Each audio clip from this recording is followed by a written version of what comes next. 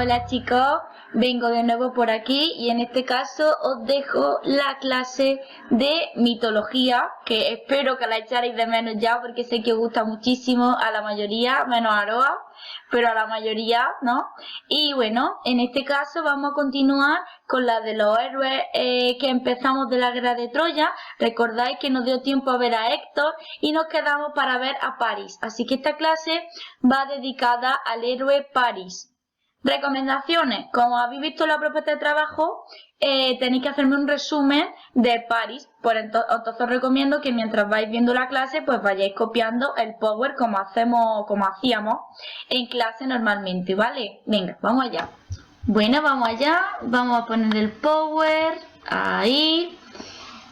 Bueno, y como siempre empiezo con este esquema que ya os repartí de los héroes de la mitología, y os recuerdo que estábamos viendo los héroes que participaron en esa guerra de Troya en la que se enfrentan griegos y troyanos y que vimos hace ya muchísimo, no recuerdo ya ni siquiera, a Héctor, que era el gran héroe troyano, uno de los grandes héroes de Troya.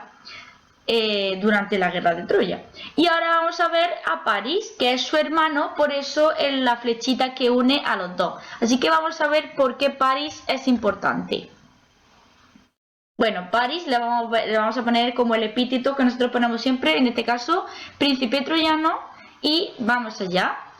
Bueno, París, sus padres son Príamo y Hécuba, los mismos padres que de Héctor, obviamente, porque son hermanos. Héctor y París son hermanos, tienen padre Príamo, madre Hécuba, y ellos son los reyes de Troya, tanto Príamo como Hécuba.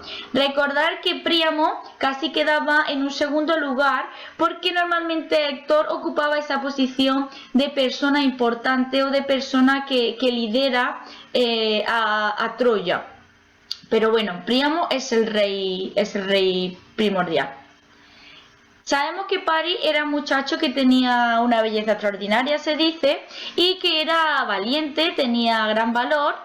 Y bueno, obviamente participa en la guerra de Troya, pero es verdad que su papel no fue muy brillante. Digamos que París no destaca por ser un gran guerrero como sí lo era su hermano Héctor. Él no va a destacar por esto precisamente. Muy importante de París. El gran amor de París es Helena, y esta Helena es la esposa de un rey griego, del rey de Esparta, que se llama Menelao.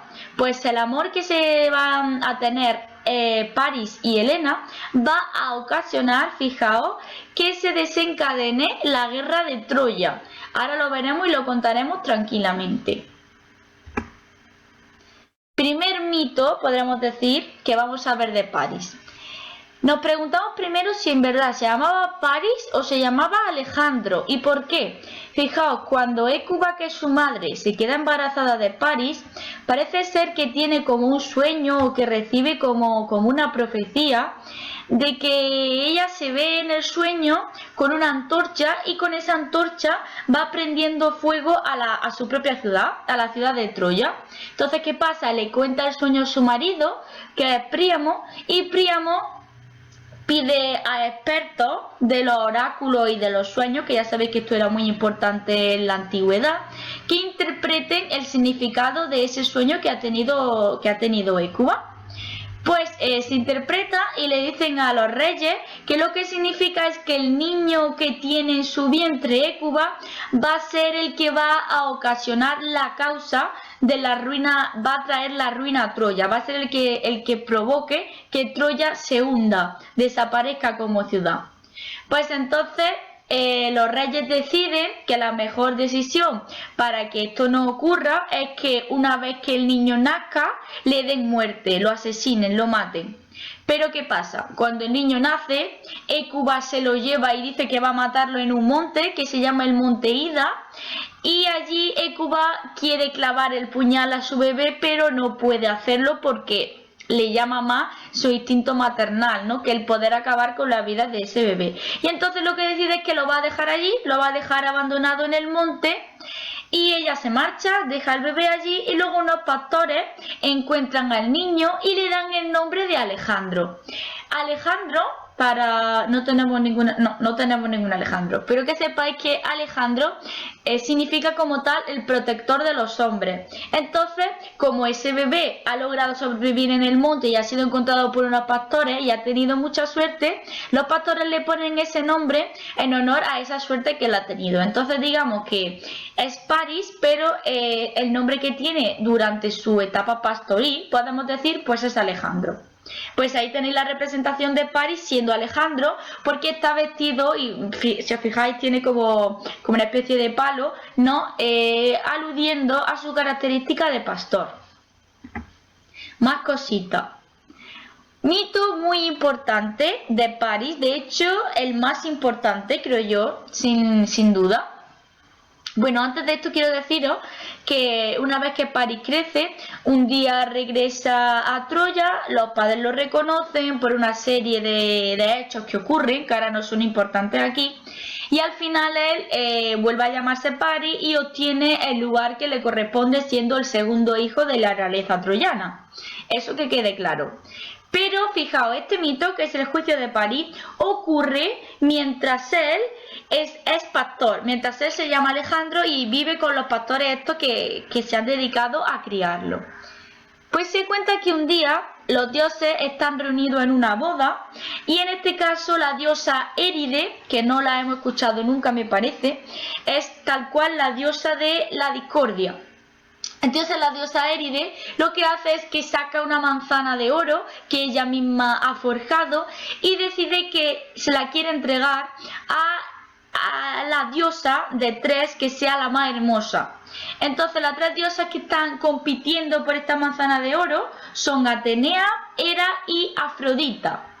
Fijaos, como ninguno de los dioses se atreve ni se pone de acuerdo para determinar cuál de las tres diosas es la más hermosa y por lo tanto debe quedarse con esa manzana de oro, lo que sucede es que Zeus, que ya sabéis que es el que se encarga de decretar justicia en todos los asuntos, ordena a Hermes, que ya sabéis también que es el dios, este dios polifacético que es el mensajero de los dioses.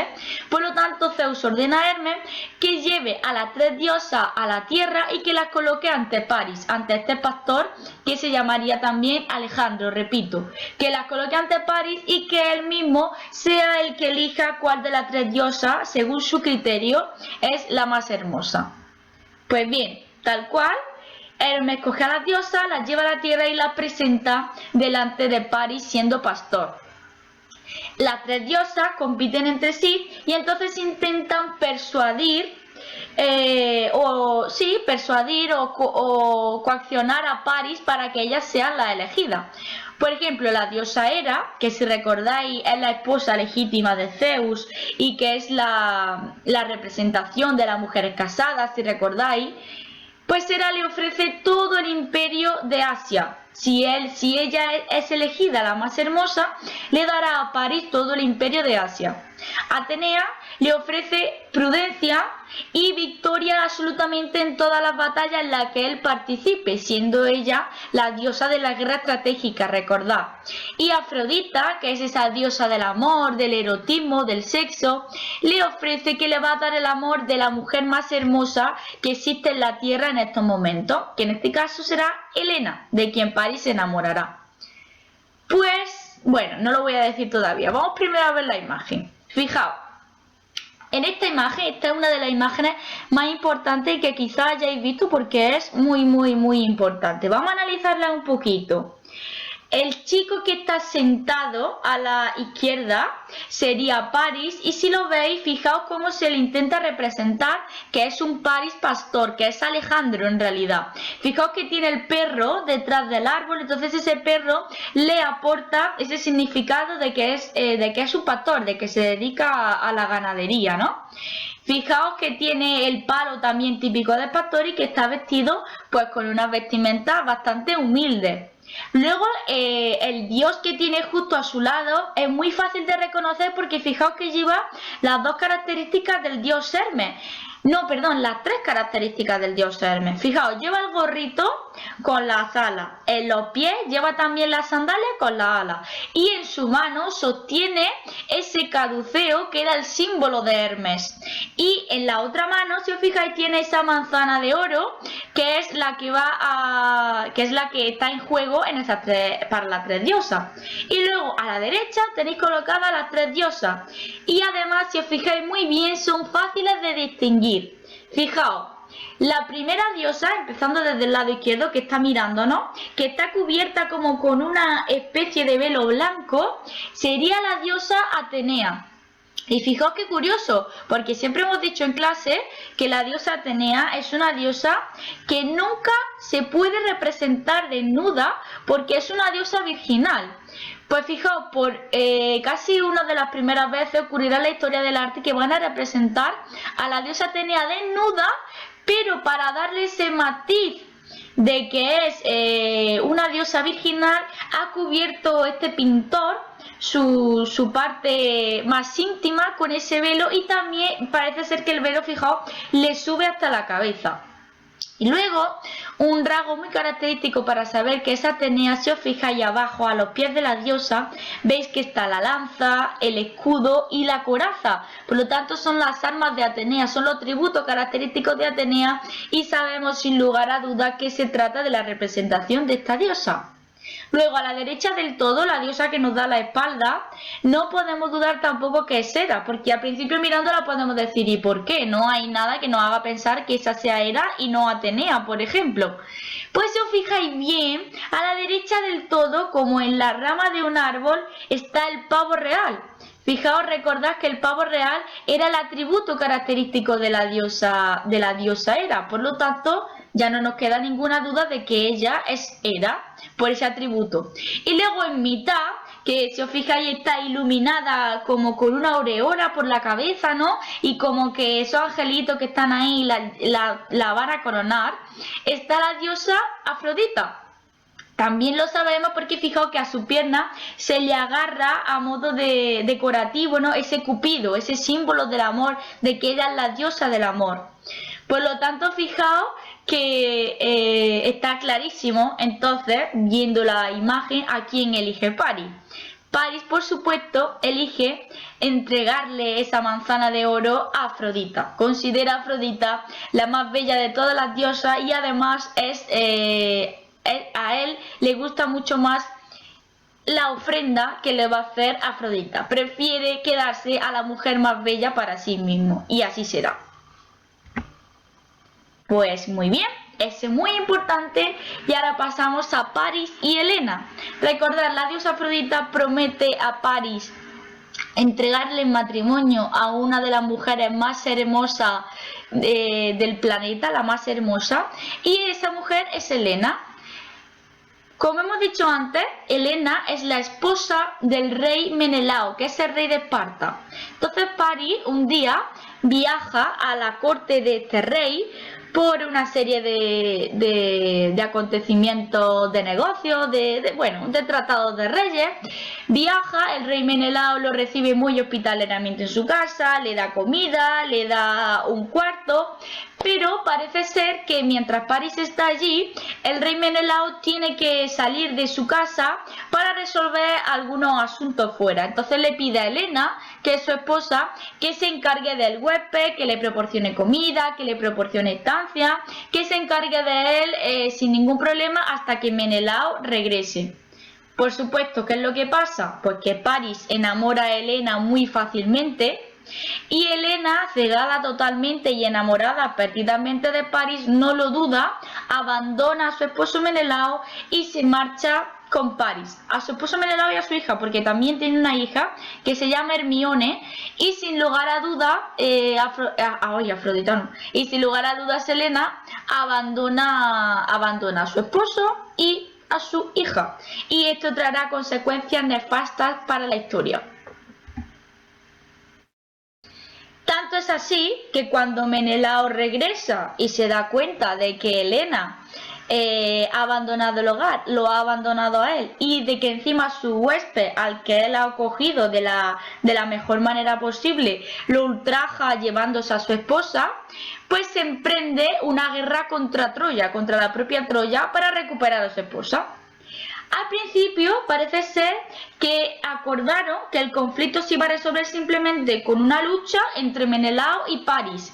Y en esta lucha París fue vencido sin ningún problema por el rey Menelao y Afrodita parece que en el último momento lo salva de morir, pero fue totalmente derrotado por Menelao. Entonces esto provoca que al final no se pongan de acuerdo ni el bando griego ni el bando troyano, y lo que ocurre es que se ensarzan en muchísimas guerras y en muchísimas batallas, fijaos, durante 10 años, hasta que ocurra el famoso episodio del caballo de Troya, y en el que los griegos por fin consigan quemar Troya, acabar con la ciudad y finalizar por fin esta guerra tan maratoniana que se extiende tanto tiempo, durante 10 años.